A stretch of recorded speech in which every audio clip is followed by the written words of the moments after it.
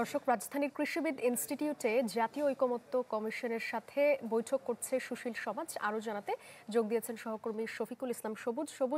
সবশেষ আপডেটটাই জানতে চাই। স্বজন সিপিভিসি পাইপ বাংলাদেশের 1 নম্বর এনএসএফ সার্টিফাইড সিপিভিসি ব্র্যান্ড। সবশেষ আপডেট হচ্ছে আজকে নাগরিক সমাজের প্রতিনিধিদের সাথে এই বৈঠক হচ্ছে দ্বিতীয় দিনের মতো।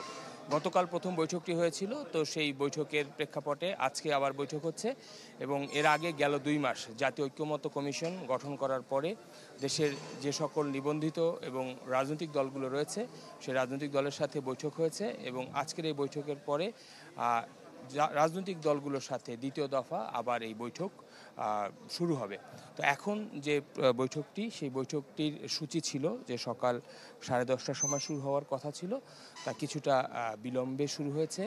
আমরা দেখছি যে জাতীয় ঐক্যমত্য কমিশনের সহসভাপতি অধ্যাপক আলী রিয়াজ, টিআইবির নির্বাহী পরিচালক ইফতেখারুজ্জামান, মনির হায়দার সহ জাতীয় ঐক্যমত্য কমিশনের অন্যান্য সদস্য যারা রয়েছেন তারা সবাই কিন্তু এখানে উপস্থিত হয়েছেন এবং এর পাশে নাগরিক সমাজের প্রতিনিধি হিসেবে আমরা জাস্টিস মতিন বুয়েটের অধ্যাপক, ঢাকা বিশ্ববিদ্যালয়ের অধ্যাপক গীতিয়ারা নাসরিন অধ্যাপক সহ এমন আরও একাধিক জনকে দেখছি।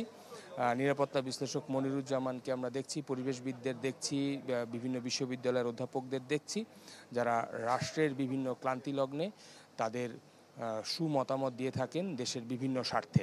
তো তাদেরকে এখানে ডাকা হয়েছে এবং তারা তাদের যে বক্তব্য সেই বক্তব্য তুলে ধরবেন এবং নতুন বাংলাদেশের যে চাওয়া পাওয়া, নতুন বাংলাদেশের যে জাতীয় জুলাই ঘোষণাপত্র তৈরির কথা বলা হচ্ছে, সেই ঘোষণাপত্রে তাদের যে মতামত, সেই মতামত এবং রাজনৈতিক দলের মতামত সবার ঐক্যের ভিত্তিতেই আসলে জাতীয় ঐক্যমত্য কমিশন কাজ করতে চায় এবং ঐক্যমত্য কমিশনের যারা প্রধান রয়েছেন, দায়িত্বশীলরাই কিন্তু এমন বক্তব্য দিচ্ছেন এবং আজকে সকালেও তারা এই কথা বলছেন যে রাজনৈতিক দলের বক্তব্য তো পাওয়া গেছে, এখন যারা সমাজে সুশীল সমাজে রয়েছেন, নাগরিক সমাজের প্রতিনিধিরা রয়েছেন, তাদের বক্তব্য পাওয়ার পরই আসলে একটি কনক্লুশনে তারা আসতে পারবেন, যেহেতু এরই মধ্যে 2 মাস পেরিয়ে গেছে এবং সরকারের যে ঘোষণা, সেই ঘোষণা হচ্ছে চলতি বছর ডিসেম্বর থেকে 2026-এর জুনের মধ্যে।